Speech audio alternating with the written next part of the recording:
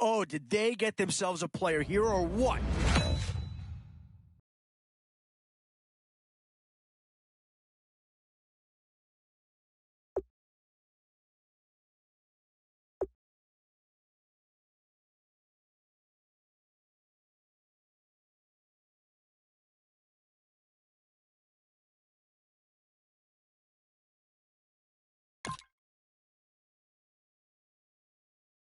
One thing this team's going to need is some leaders, and they've got one right here.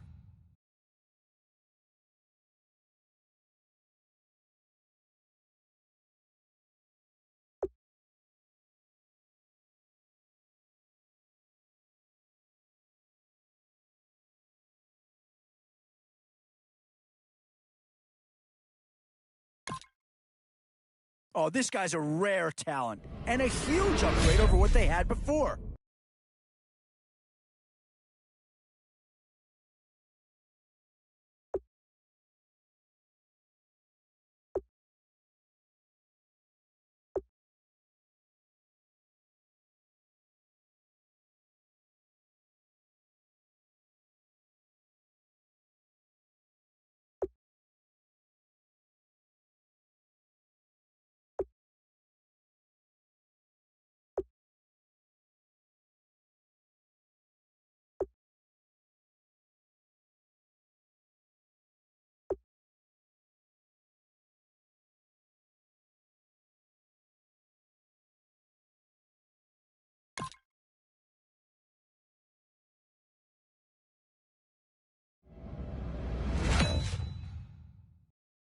Still some big holes remaining to be filled. Here's where you may have to go after a lower rated player just to make sure you get coverage in all areas.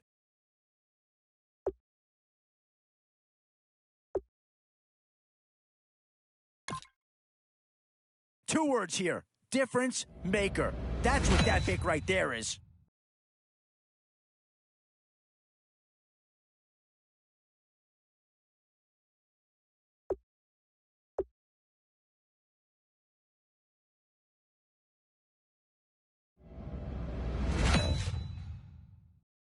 Tough call here. Do you front or get yourself a player in what we call a skill position?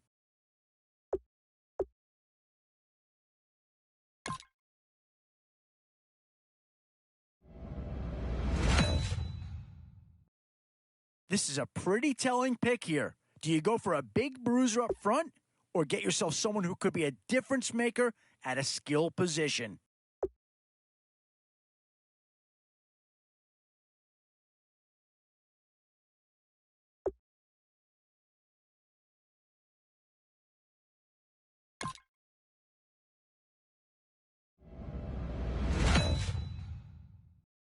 Some tough choices coming up right about now. Do you go after the best available player or do you go after a position of need?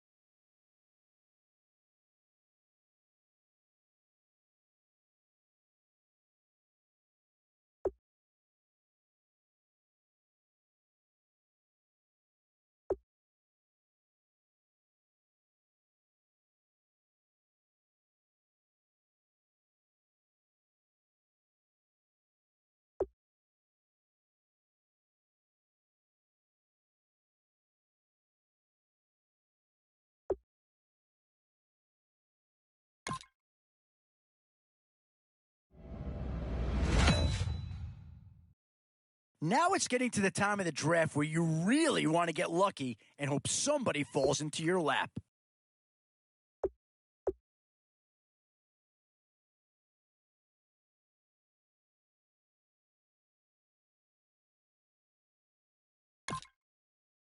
Well, not too tough to see into the thought process of that pick.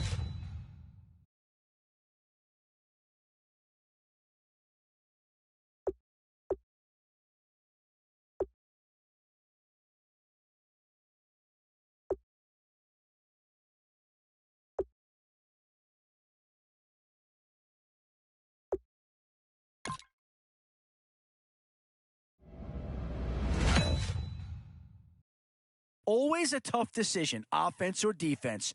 It's all about finding the right balance when you're putting a team together.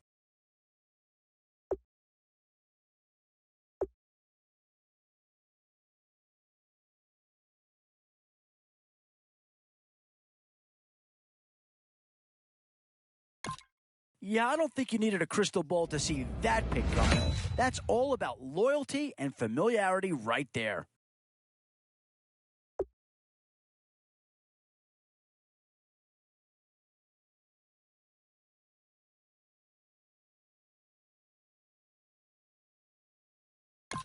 And there's a pick that'll certainly help. Maybe not an impact signing, but you're not going to hit a home run every round.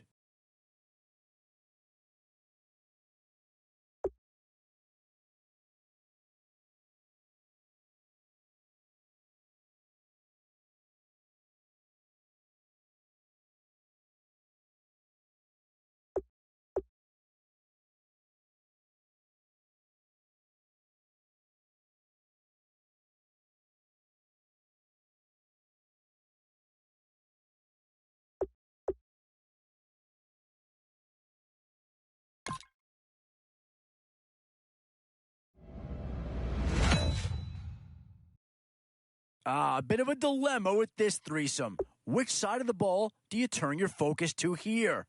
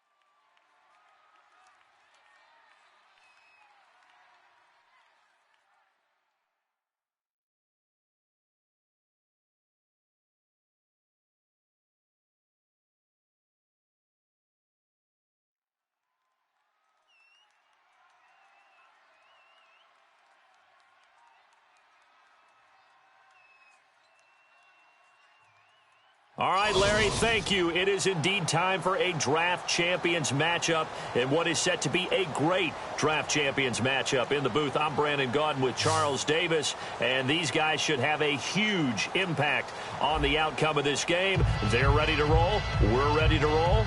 Let's roll. And it's the birth of a new club as we're underway in Draft Champions. This fielded a few yards into the end zone.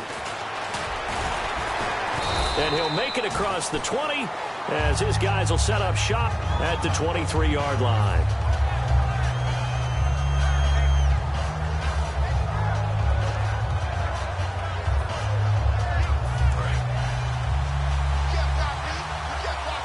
Shift together here from the D-line.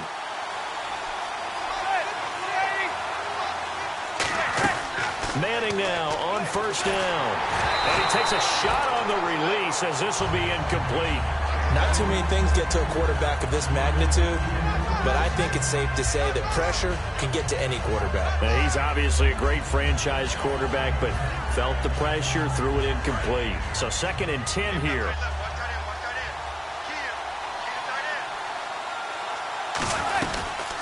Now it's the Boise State alum, Jay Ajayi. Call it a gain of 4, and it'll leave them with a 3rd down and 6 to go.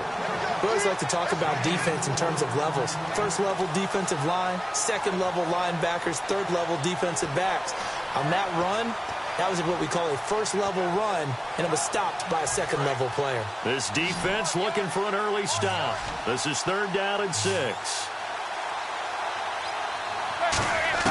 Throwing is Manning on 3rd down. He's got Cruz complete. And he'll be taken down, but not before he gets into enemy territory. So they get the completion. That's good, but Charles, probably not good to get hit on the first play of the game. No coaching staff ever wants their quarterback hit on any passing play, especially to start the game. What you're hoping is you have one of those tough guys back there that sometimes when they get hit early, gets the juices flowing, and they get right into the game. They run with Ajayi. And able to push his way forward here for a good little gain. It's a pickup of 4, and it'll bring up 2nd down. Not a run that you're going to write home about, but still a good 1st down run. That's what an offense calls staying on schedule. 3 to 4 yards on 1st down, you're set up very well for the rest of the drive.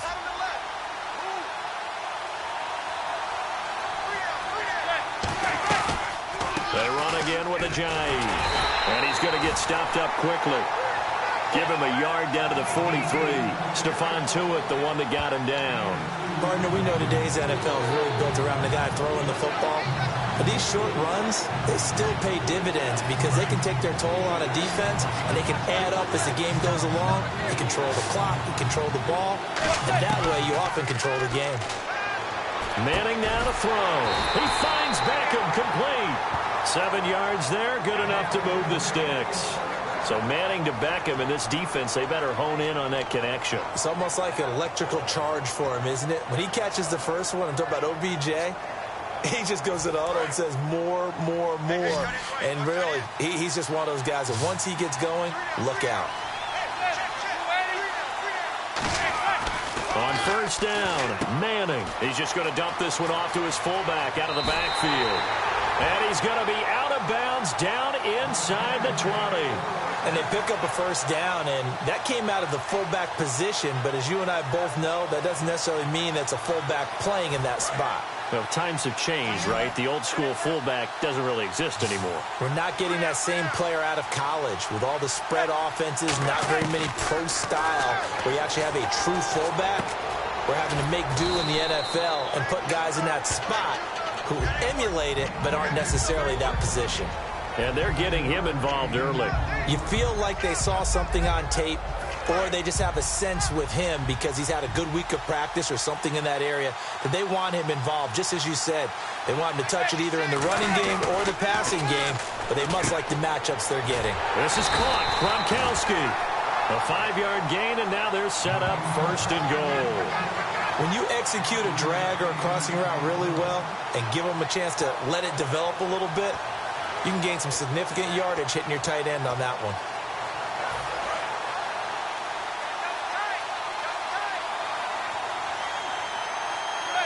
From the 4-yard line, it's 1st and goal now.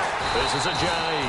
And he goes backwards on this one, losing yardage to the 7. A loss of a full 3 yards, and now it's 2nd down. Long drive. The defense just cannot seem to catch a break and get off the field.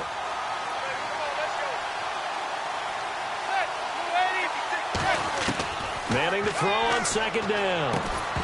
And incomplete there. A nice hit. Jars the ball free and brings up third down. We know it's not an easy job to go out and catch passes when people are trying to tackle you and knock the ball away. But the bottom line is, that's a pass he's got to have and a pass he should have caught.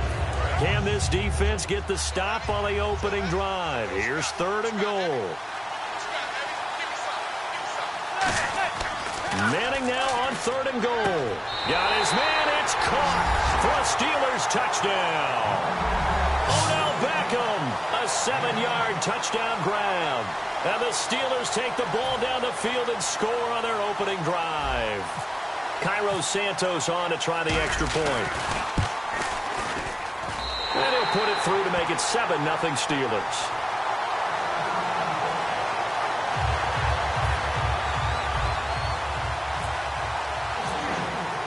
Here's the Steelers kick team as they'll boot this one away. And no return on this one as the fair catch is signaled for and taken.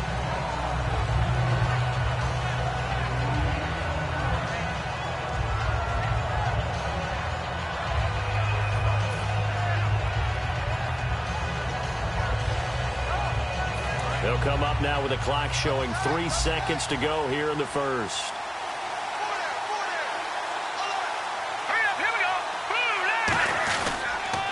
First carry for Amir Abdullah.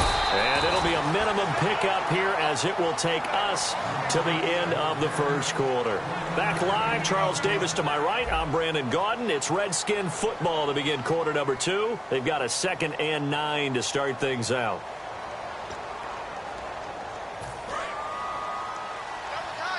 Possible run anticipation here as the D-line sandwiches together.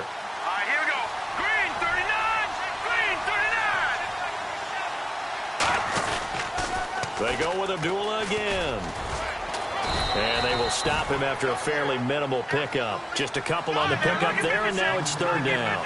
When the 4-3 defense is functioning really well, you know who stays what we call clean and no one gets to him? The guy playing the middle linebacker position, the guy we call Mike. That means the defensive front is eating up all the blocks and just let him go to the football and make a play.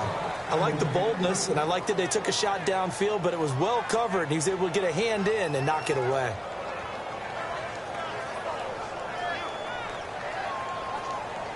They'll break the huddle here and go for it. This is fourth down.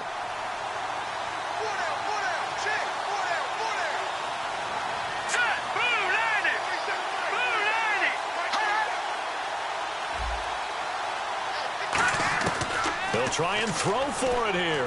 And he locates Walker, complete. And he's got the first down yardage as he brings this up to the 47. Give him 18 yards on that one. And they're able to pick up the conversion here on fourth down.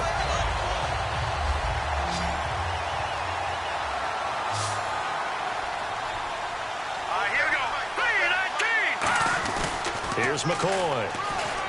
Trying here for Bryant, and it's intercepted. A great read, and it's picked off. And they'll set up shop right near midfield at the 49-yard line. Pittsburgh's offense now heading back out onto the field. And that recipe on their last drive that resulted in a touchdown looked pretty good, so they'll be hoping to do that once more. And it takes me back to when we sat with the offensive coordinator and the head coach. They felt pretty good about their game plan and thought there were some holes in the defense, and they exploited them the last time out. Let's see if they can come back and put together a similar drive. And we'll see if they can do just that.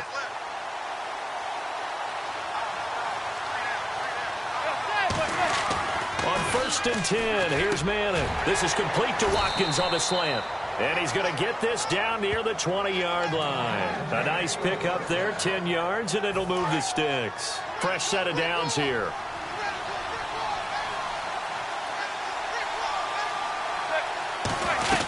Manning now on 1st down. And it pops free. The collision there jarred the ball loose and brings up 2nd down. When it's well executed, a wide receiver screen can often be a thing of beauty, but so many things have to go right in order to complete it. Blocking out in front, timing of the quarterback with the receiver, and oftentimes everything gets set, and guess what? They drop the football. Over the middle to Beckham. And he's brought down after a good gain. And a nice gain of 21 yards. But that's the kick-starter right there. Eli Manning finding his guy, Odell Beckham Jr. Yeah, it's a deadly combination, isn't it? It really is, but what really makes it work is just how unflappable Eli is with his demeanor, able to maintain his calm and his poise. Because we know, OBJ, he can run pretty hot and get excited out there. Sometimes just one-handed grabs for him. It doesn't matter what it is. Just throw it up there. He'll go get it. Looking to jam the receivers at the line here. Press coverage look defensively. And he's into the end zone. Touchdown, Steelers.